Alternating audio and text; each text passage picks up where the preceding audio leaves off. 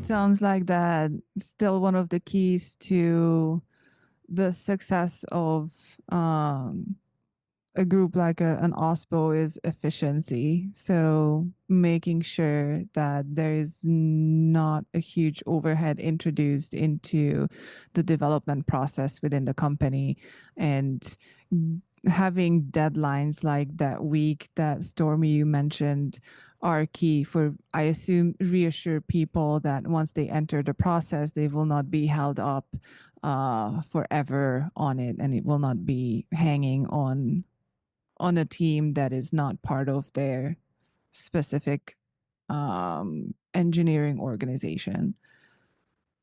Yes. And I think if we get into how OSPOs have evolved, I think there's a lot they've obviously changed and there's a wide variety of OSPOs now.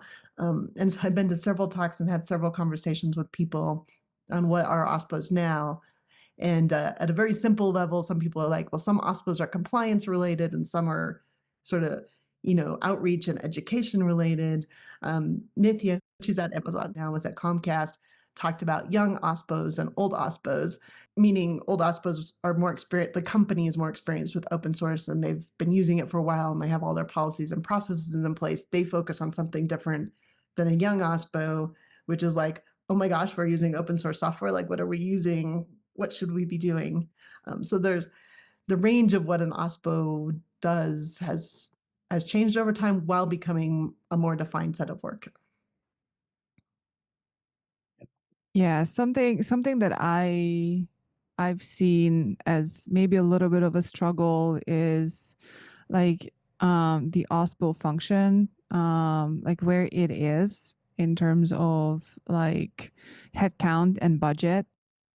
Not every company has the bandwidth and people to have like a full blown OSPO team. And sometimes I see people with a role of director of open source or something similar and being part of the marketing team, and that can be a huge disconnect in many regards. So when it comes to the new OSPOs, I think it's something for companies to consider, like where they put the different roles within their company structure to make sure that those roles can reach the effect that is expected from them. And sometimes it really matters which department within the company you belong to. Agreed. I think the problem is this cross-functional nature of an OSPO. So like with the first open source review board at HP had someone from engineering, someone from legal department, someone from, just all these different functions. Like nowadays you're going to include, legal and some kind of business strategy and some kind of engineering process and probably some kind of marketing thing because what you say matters. And, by the time then where does it go? Right. Yeah, and I've seen them often get pushed down a bit. Right, they're sometimes too far down the organization to be able to have the broad exposure and influence across an organization, particularly a larger one. I've seen that happen a couple of times too, and to the detriment of what they're capable of getting done. Because then strategy is really tough, right? And strategy should be a piece of the OSPO, because it's integral, right? Open source is integral to modern software development in so many ways. And I think if the company has a CTO or an office of the CTO or a chief strategy officer, I think it fits really well in both of those. Um, Yeah, and that's ultimately where the HP one went, right? I took it from the server group to the CTO office, and then we ended up in legal, but it was still okay because the legal folks were pretty strategy oriented at the time. I can't speak for what it's like after I left, but that was working okay, and it was high enough. Again, we were still, we were level two, right? If the CEO is level zero, then that team and I was sitting at level two, so there was enough. I was high enough in the organization to be able to effectively touch everything. and then I've heard, and I can't think of any examples of people proposing chief open source software officers, and I don't think that makes sense unless your company is like very software focused. Like I couldn't imagine like an automobile company having a chief open source officer, right? It should be embedded somewhere. And I don't know. Cars are an awful lot of software these days. I actually, I like the title because then it does put more than just compliance. Because I think too often open source program offices are associated with compliance, and What's there's your a big title, Phil? strategy piece. I actually head an entirely different set of companies.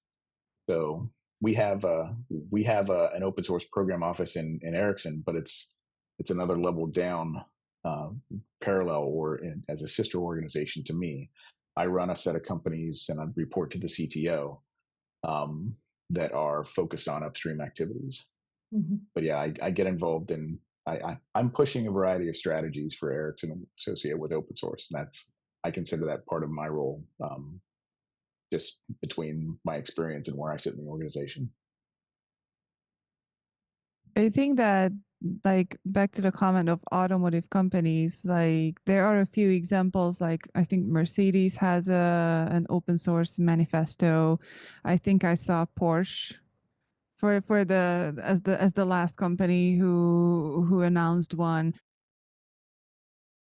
For sure, automobile companies should use open source and have open source programs offices or whatever. I just meant to put it at like reporting to the CEO, someone just focused on the open source piece. I think you'd have to have good justification. That's what I meant. Oh, no, no, no, and I think we're probably aligned, it's just a matter of the term. I think having the term is important, but I think it's still reporting to the CTO makes sense. Because, for example, I know a lot of companies where there is a chief security officer, and that chief security officer reports to either the chief operating officer or to the chief technology officer, right? So it's It was not the title I was objecting to. It was the the placement in the org. No, I got you. yes. Yeah, I got you. No, I also just wanted to point out that maybe it is the software eating the world, quote unquote, or really just how we all evolve. Like we can see similar patterns in different industry segments, like telecommunications, automotive. I think industrial automation is probably one of them too.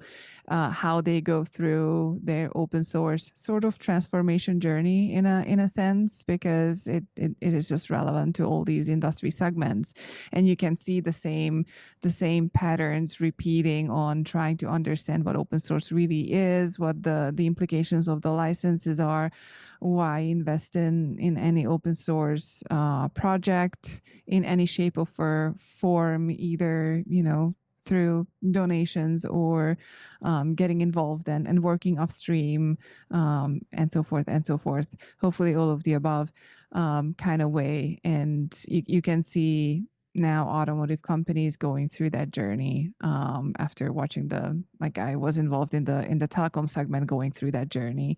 So I think it's important to talk about what kind of roles, how to structure the organization internally, because it will become relevant for all these industry segments at one point, probably sooner rather than later.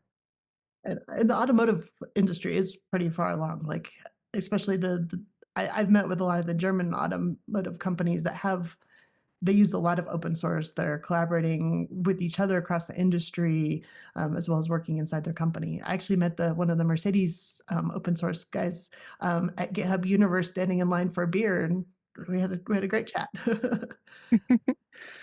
And I just met one actually at the Linux Foundation Member Summit, and I gleaned something. We had a session, and what came out of his talk was that they actually tied their OSPOs and their policies together in their supply chain. And I had not heard of that before, but that's brilliant. That makes so much sense, particularly for the automotive industry where they have so many. Their physical supply chain is very, very deep. And being able to know that what you're getting from your supplier is under the same set of processes that you're using internally, so you can trust that what was consumed by them actually has gone through the same level of vetting and due diligence as to what you're using. I thought that was just brilliant that they're sharing what those policies are, agreeing what they are up and down the supply chain, so stuff moves seamlessly when it comes to the open source that's in those components. I thought I hadn't heard of that before, and I thought that was just really cool. We will be talking to someone from Mercedes. That's going to be exciting. Anyone in the audience, look out for that content if you're in the automotive industry or interested in the automotive industry angle of open source. But I love the thought of looking into the supply chain because I think we mentioned that more and more as well. And in terms of structuring the work, um, I think the concept is probably applicable very well outside of the automotive segment, even if not everyone is having such deep supply chain challenges Yeah, as with physical things too, right? That's why it was logical for them to start it, but I totally agree. There's going to be learnings to be leveraged. Maybe we could connect them to the HP printer folks that have part numbers. There you go.